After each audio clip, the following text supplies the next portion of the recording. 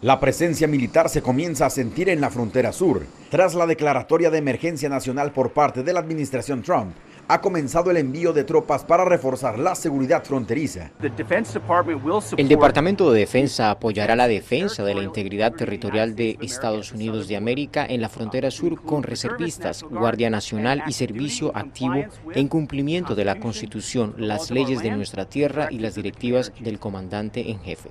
Aunado a esto, Greg Abbott, gobernador de Texas, también ha decidido incluir a partir de este lunes a la Fuerza Fronteriza Táctica de Texas en un operativo que ha causado el malestar de activistas. Entonces nos preocupa primero porque no existe tal invasión, pero segundo porque estos soldados no están entrenados ni tienen la autoridad para aplicar ley doméstica civil. Para el gobierno federal, esta medida busca frenar el flujo migratorio y combatir el tráfico de personas y drogas, pero para otros, la presencia militar genera un ambiente hostil en la región. Y nos preocupa que estos soldados vengan a nuestra comunidad y hagan eso mismo, que pongan y violen los derechos de las personas, tanto de la frontera como aquellos migrantes que están cruzando. Del otro lado de la frontera, en Ciudad Juárez, también algunos ven innecesarias estas acciones. Confiamos que será un proceso en el cual garanticen mejor la seguridad de las personas antes de generar un caos o alguna situación que pueda llegar a ser complicada. En la frontera sur, los militares ya comienzan a ser vistos vigilando algunos tramos del muro fronterizo.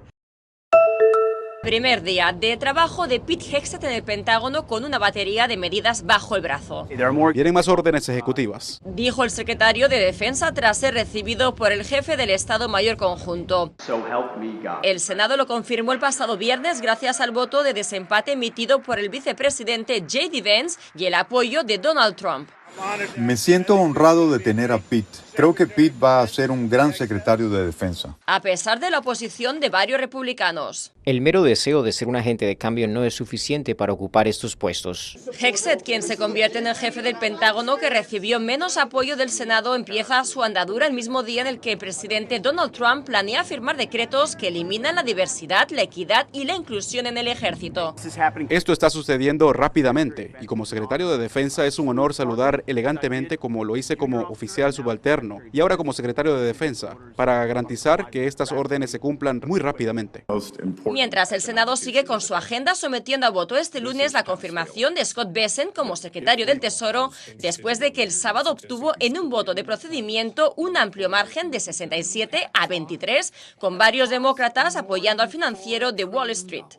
De ser confirmado, Bessent se convertirá en el primer integrante del gabinete que se identifica públicamente como homosexual.